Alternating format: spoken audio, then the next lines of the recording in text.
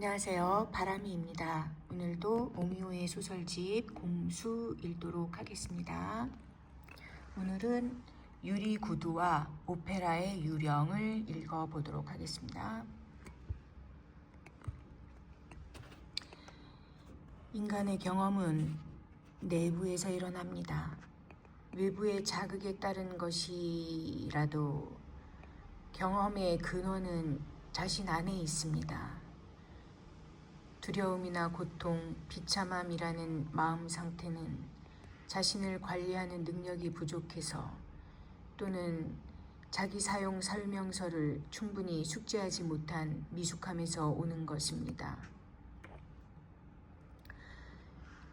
나란 존재가 이 세상에 살아있어야 할 이유가 있을까?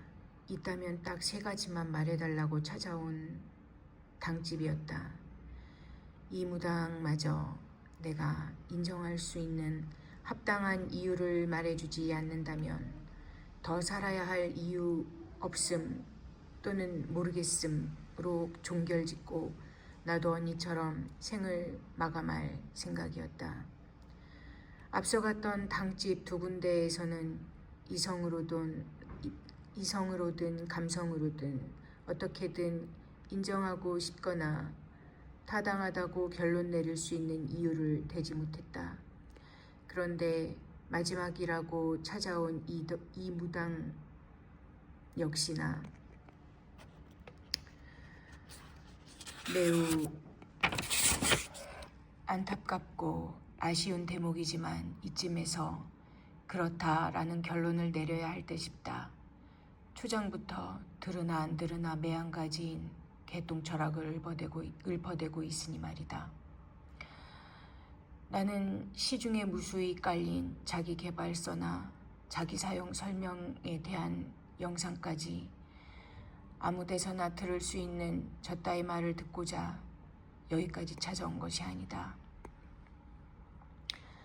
젠장, 차라리 먼저 갔던 당집에서처럼 조상이나 제사 문제를 짚으며 비방을 말해주거나 무조건 잘되게 해준다면서 부적이나 굿을 종용하는 편이 낫지 않은가. 개구리 뒷다리 긁어대는 것만치도 안 되는 이 무당의 역겨운 소리는 최악이다. 그래, 이것도 운명이지. 어쨌거나 답은 정해졌으니 된 거야. 무당의 말이 채 끝나기도 전에 이런 생각까지 동시에 정리한 나는 흰 봉투에 미리 준비해두었던 복채를 가방에서 꺼내 상에 올려놓고 그냥 엉거주춤 일어섰다. 진실이 아니랍니다. 알고 있는 것과 진실은 같지 않답니다. 목을 잡고 고통스러운 표정으로 기침을 몇 번 하고 나서 당신 옆에 여자가 있어요. 언니라네요. 당신의 언니? 헉! 엉거주춤 일어난 것도 아니고 그렇다고 앉은 것도 아닌 자세 그대로 굳은 나는 무당을 쳐다본다. 무당이 뭘, 왜 하는 표정으로 턱을 까딱하는 것을 보면서 나는 다시 무너지듯이 자리에 털썩 주저앉는다. 세상에, 이런 기막힌 일이. 3개월 전에 죽은 언니를 콕 집어낸 것도 기겁할 일인데 그 언니가 내 옆에 있다니. 대번에 온몸에 있는 털이란 털이 뾰족하게 곤두선다. 부채방울도 없이 길게 늘어진 염주만 목에 걸고 있는 이 무당은 뭔가. 이 무당이야말로 요즘 말로 찐이 맞는가. 선생님, 제 옆에 정말로 여자가 있나요? 그 여자는 지금 어떤 모습으로 있나요? 나는 무당의 얼굴과 나의 양옆을 힐끗거리며 거의 울듯이 물어보았다. 목에 건 염주를 천천히 돌리며 나를 보는지 허공을 보는지 알 수 없는 곳을 응시하고 있던 무당이 다시 입을 떼더니 말한다. 노래를 부르고 있습니다. 어디서 많이 들어본 가락인데 제목은 모르겠네요. 흥얼거리듯이. 꿈에서 그가 내게 노래를 해주었죠. 매 콧마다 그가 찾아와요. 날 부르는 그 목소리는 내 이름을 말하죠. 그리고 내가 또 꿈을 꾸고 있나요? 이제 난 알았죠. 오페라의 유령은 그곳에 있어요. 나의 마음속에. 오 마이 갓. 진심 개소름이다. 언니가 확실하다. 오페라의 유령에서 크리스틴으로 열연하면서 이름을 알리기 시작한 언니가 맞다. 무당이 흥얼거린 노래는 당시 언니와 유령이 부른 유령과의 듀엣곡 가사 중 일부분이다. 오 맙소사. 예상은 했지만 언니는 역시 아직 내 옆에 있었구나. 무엇을 더 훔쳐가려고. 아니, 아직도 내게서 배겨가고 싶은 것이 남아있는가. 당신의 언니는 찬란하게 빛을 발하는 별이 되고 싶었군요. 그러나 끝내 별이 되지는 못했네요. 당신을 사랑하지만 미워하지만 추앙하는 참으로 가엾은 영혼. 쯧쯧.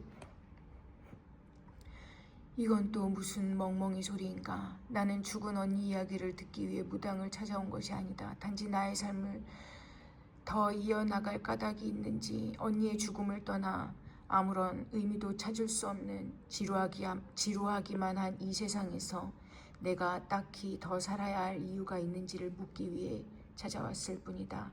그것은 일종의 장치 같은 것일 것이다. 마침 마지막 결단을 내리기 전에 신의 말을 전한다는 무당의 공수를 통해 내가 내린 선택에 대한 정당성을 확보하기 위한 장치 같은 거 말이다. 그럼에도 굳이 언니에 대한 말을 시작하자면 못할 것도 없다.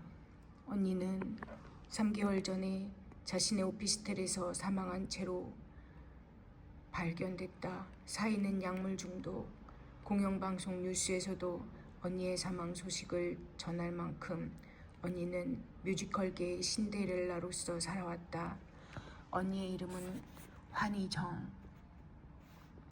나는 그냥 환희라고 부른다. 환희는 어려서부터 나를 잘 따라했다. 자매라면 대부분 동생이 언니를 따라하기 마련인데 환희는 언니인데도 동생인 나를 흉내내며 놀았다.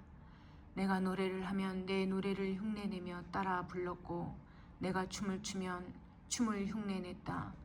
모친도 우리 집은 거꾸로 언니가 동생들을 졸졸 따라다니며 흉내를 내냐며 언니를 나무라곤 했다. 7, 8살이 될 때쯤부터는 어쩌다 마음이 내킬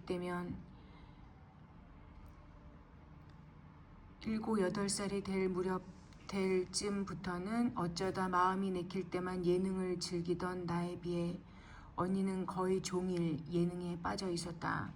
주로 내가 불렀던 노래나 춤 동작을 기억하고 반복해서 연습하는 시기였다. 친척들이 모이는 명절이나 조상 기일에도 언니는 그동안 연습했던 노래를 부르거나 춤을 춰서 자주 박수 세례를 받곤 했다. 박수를 받으며 어깨를 으쓱하고 있는 언니를 볼 때마다 나는 콧방귀를 뀌었다.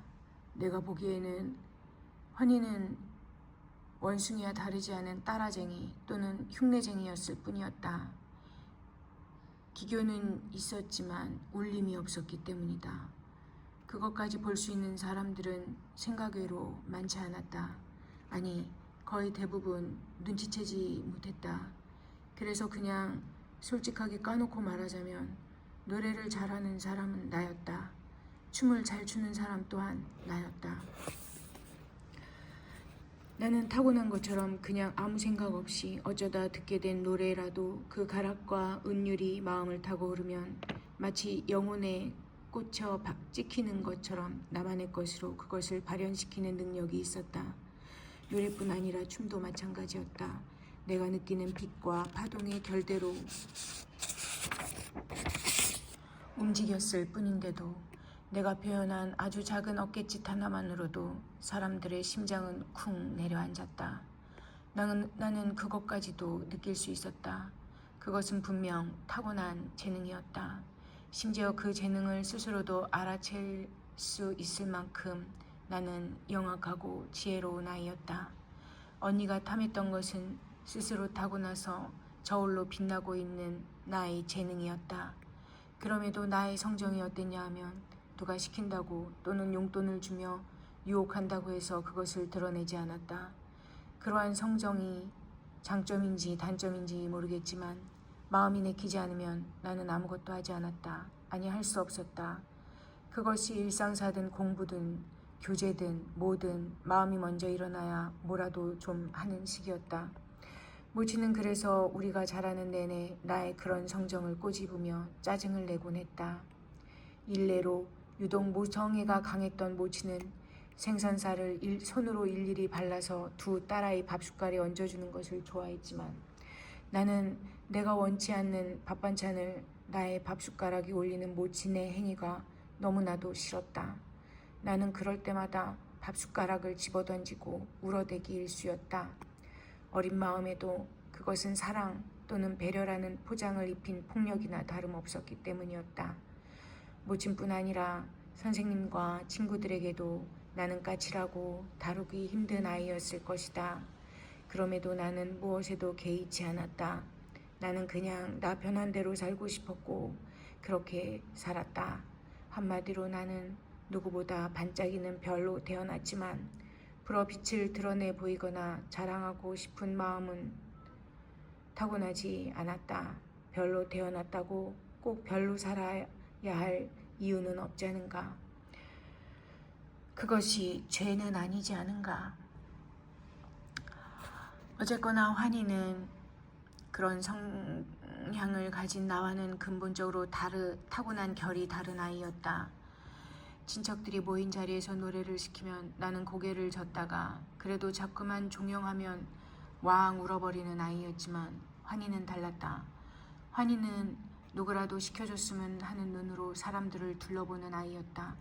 내가 하는 것을 보고 따라하며 갈고 닦은 실력을 보여주고 싶어 안달을 하는 눈빛을 나는 누구보다 빨리 알아챘다. 그래서 나는 울면서도 검지손가락으로 언니를 가리키며 언니가 잘해, 언니 시켜 라고 말하곤 했다.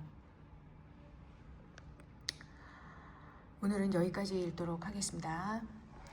감사합니다.